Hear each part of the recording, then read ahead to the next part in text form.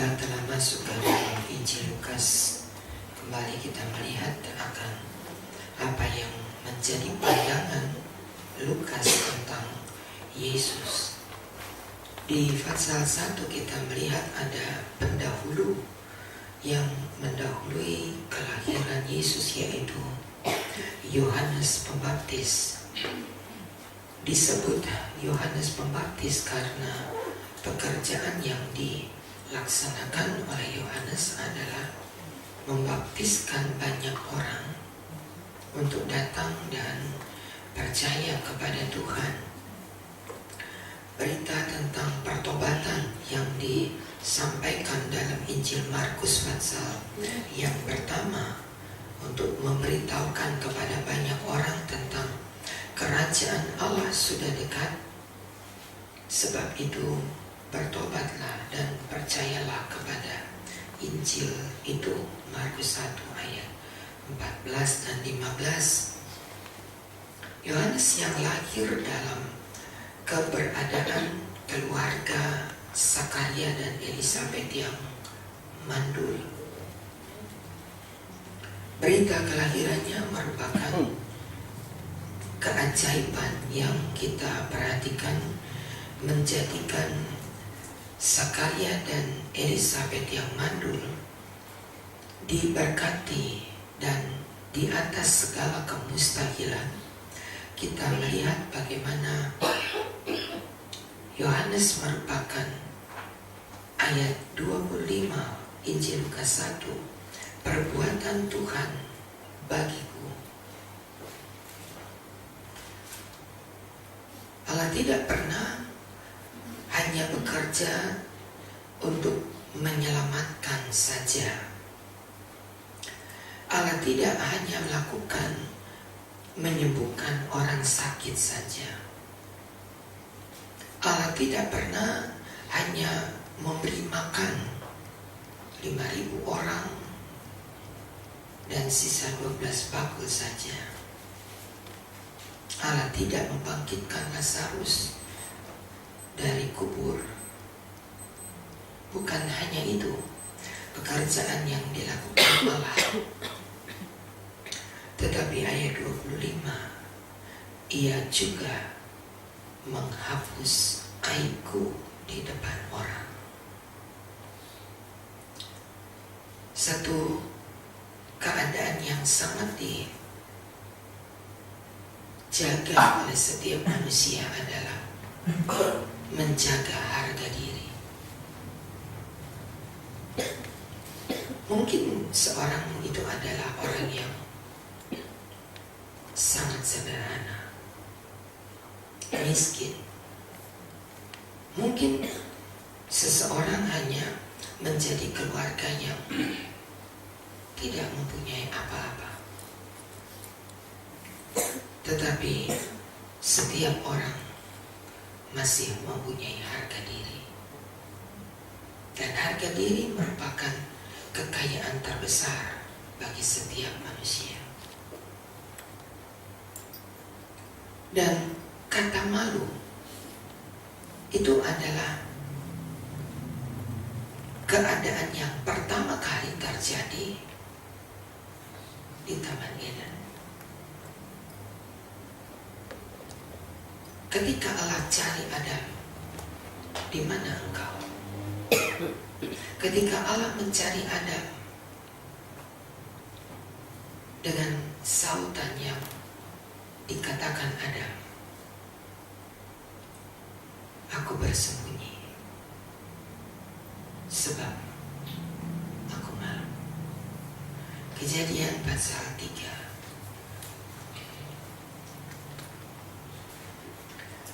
ayat yang ke-10.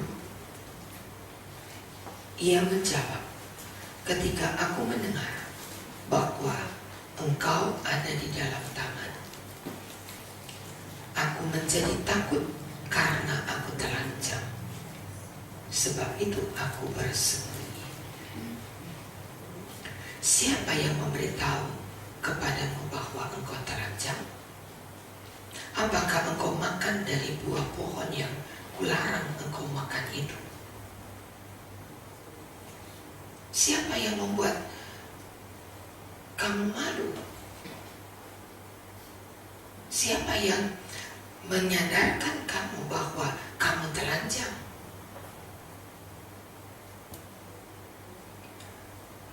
Apakah engkau telah makan buah pohon yang kularang? Malu adalah perasaan yang ditimbulkan karena dosa.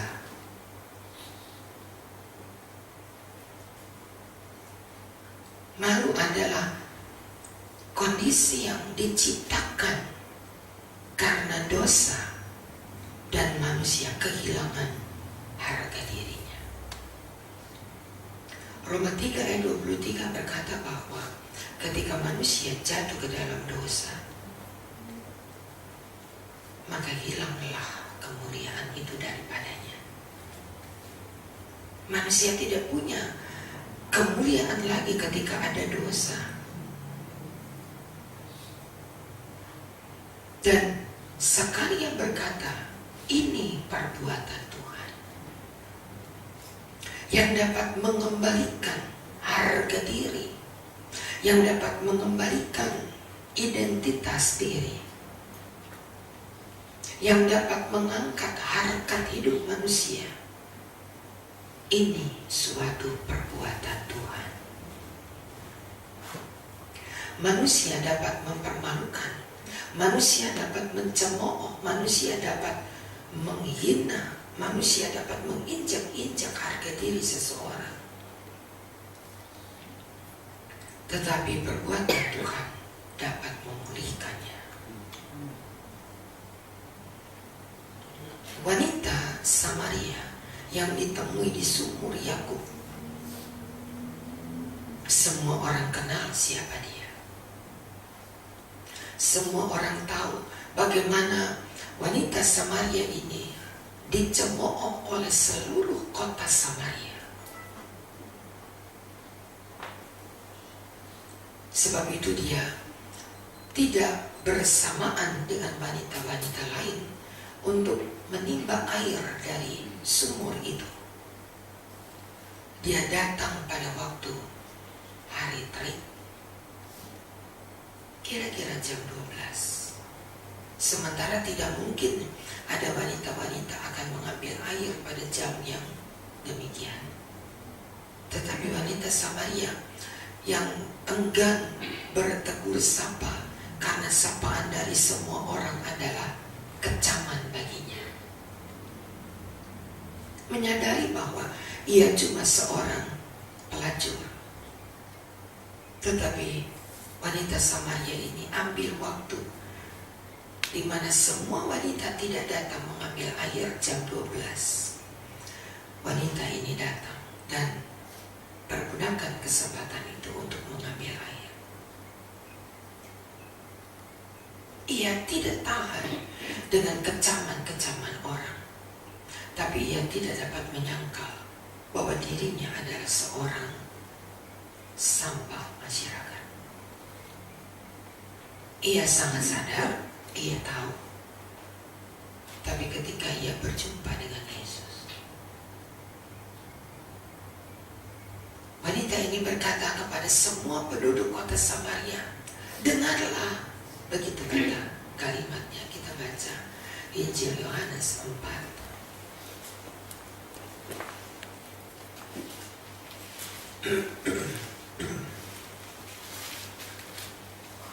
Ayat 28. Yohanes 4 ayat 28. Maka perempuan itu meninggalkan tempayannya di situ, lalu pergi ke kota dan berkata kepada orang yang ada di situ, mari, lihat, di sana ada seorang yang mengatakan kepadaku segala sesuatu yang telah kuperbuat. Mungkinkah ia Kristus itu? Ayat yang ke-39. Dan banyak orang Samaria percaya dari kota itu kepada perempuan, kepada perkataan perempuan itu, dan yang bersaksi, ia telah mengatakan kepadaku segala yang telah kuperbuat. Kemudian orang-orang Samaria itu sampai kepada Yesus. Mereka minta kepadanya supaya ia tinggal kepada mereka, dan ia pun tinggal di situ 2 hari lamanya. Harkat hidup daripada wanita pelacur ini dipulihkan pada waktu ia berjumpa dengan Yesus.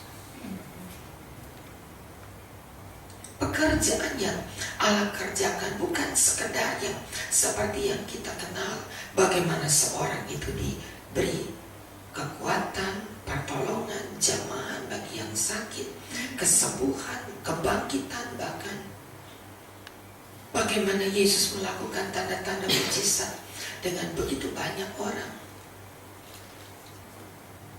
Tetapi Yesus melayani tiap orang apabila ia berhadapan dengan hal yang mempermalukan.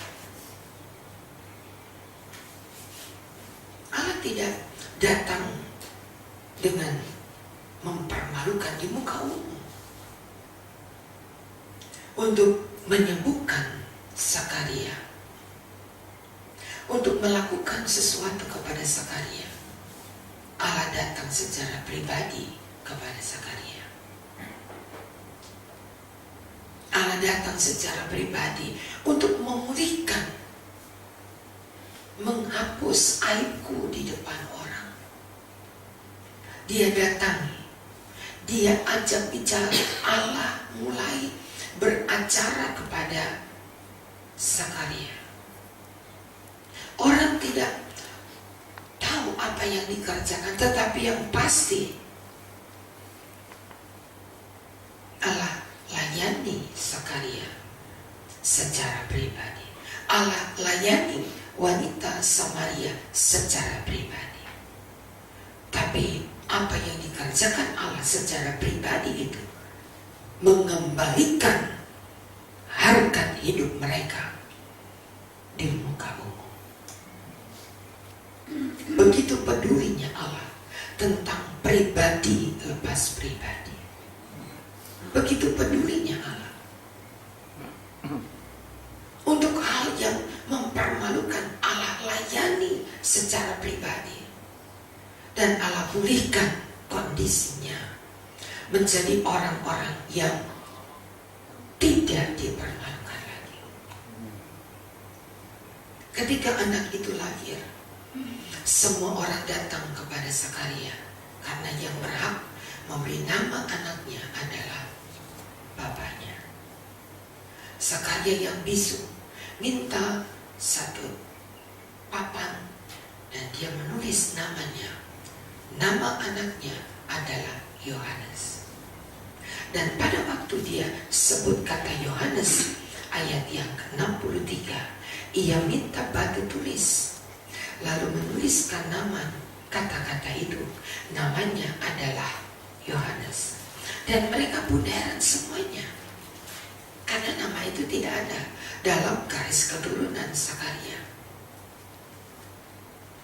Tetapi ketika Sakaria menuliskan namanya adalah Yohanes, ayat 64, seketika itu juga terbukalah mulutnya dan terlepaslah lidahnya, lalu ia berkata-kata dan memuji Allah.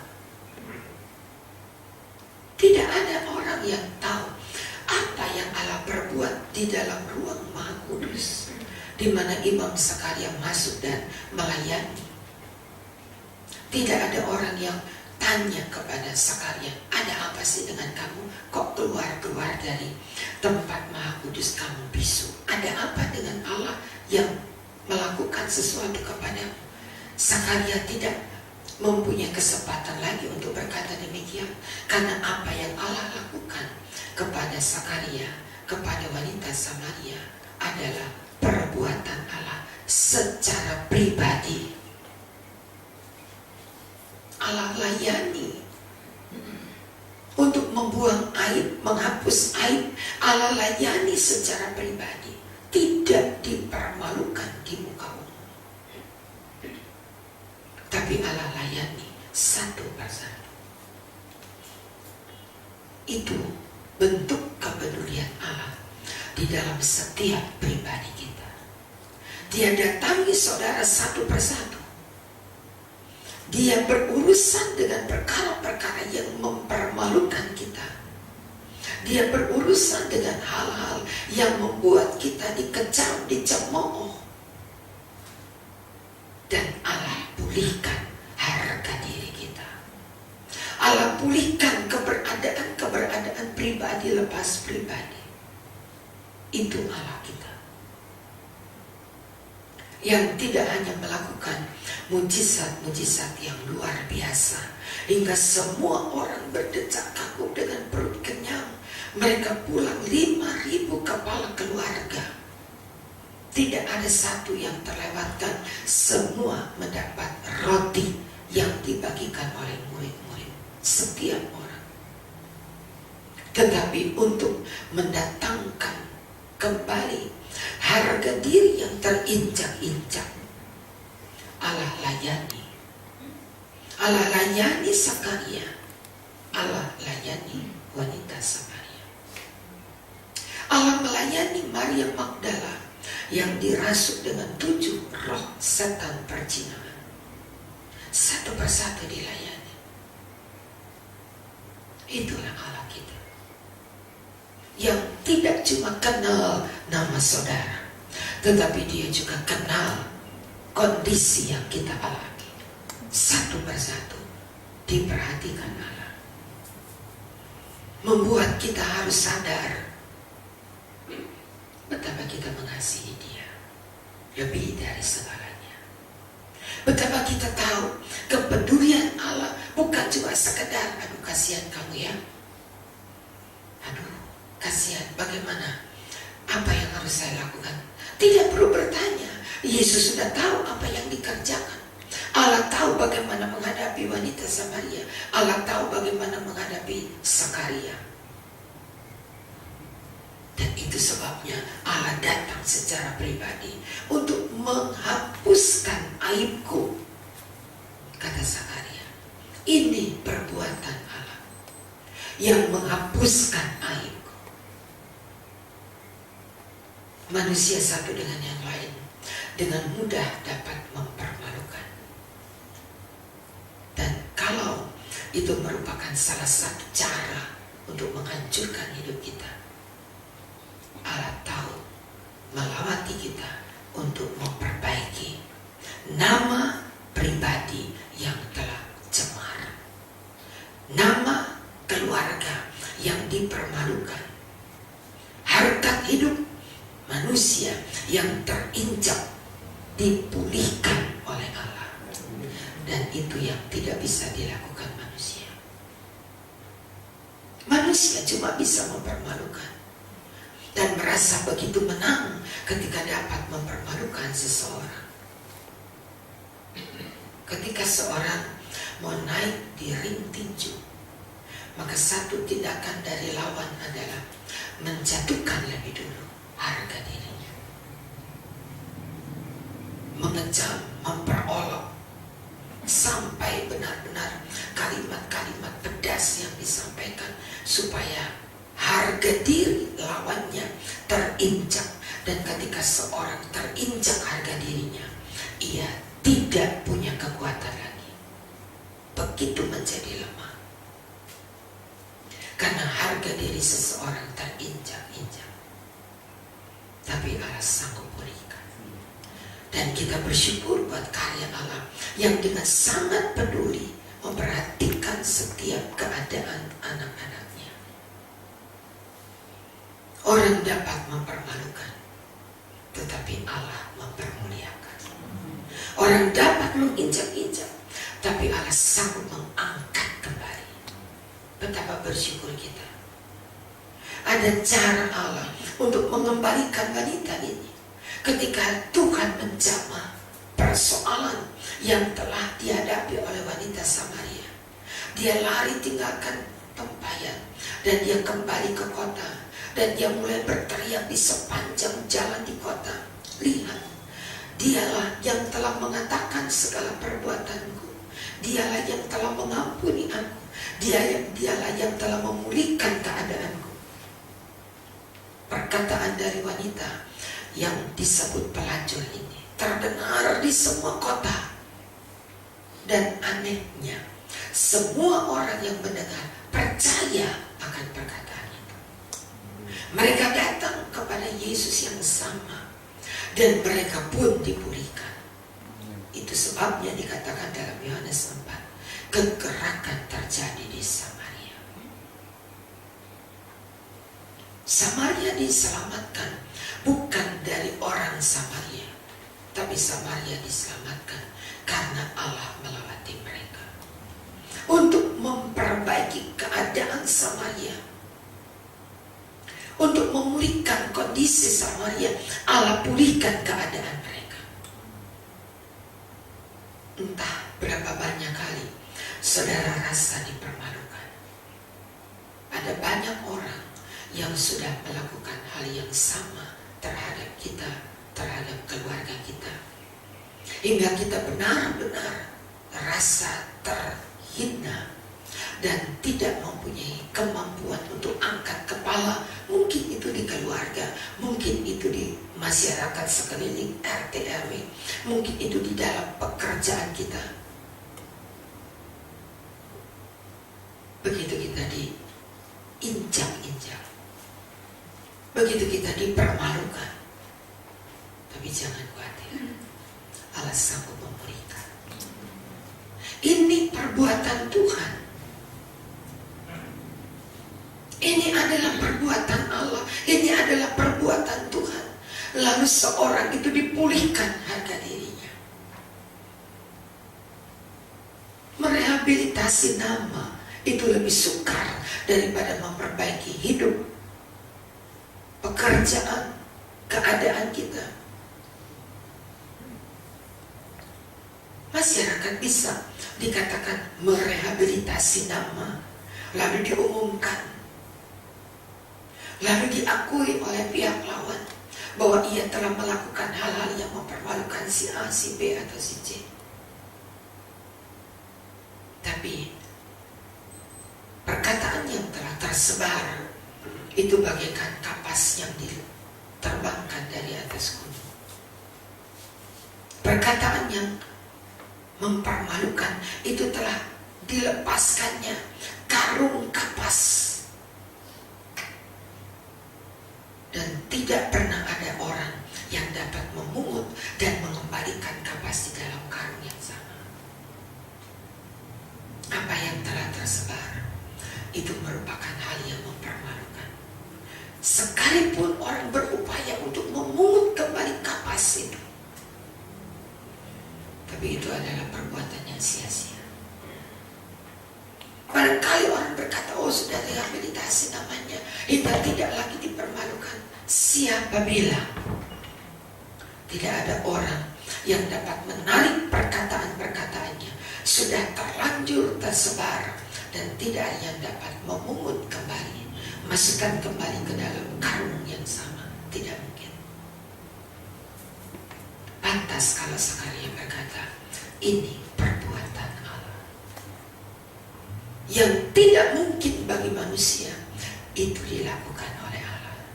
Yang tidak mungkin menghapus aib dari nama kita, dari keluarga kita, dari keluarga besar kita, tetapi Allah sanggup melakukan. Dia membersihkan nama kita. Buktinya, wanita Samaria itu, perkataan-perkataannya didengar oleh seluruh kota, dan seluruh penduduk Samaria diselamatkan. Kegerakan pertama di Samaria bukan dilakukan oleh seorang rasul, oleh seorang murid Yesus, tapi kegerakan yang pertama terjadi di Samaria dilakukan oleh seorang pelacur yang dipulihkan nama baiknya. Allah sanggup lakukan itu untuk kita. Amin. Dan mungkin banyak orang mencemooh kita, mungkin banyak orang menganggap kita begitu naif, begitu terhina, tapi Allah sanggup angkat lagi harga kita dari orang yang terbuang, yang tidak punya harga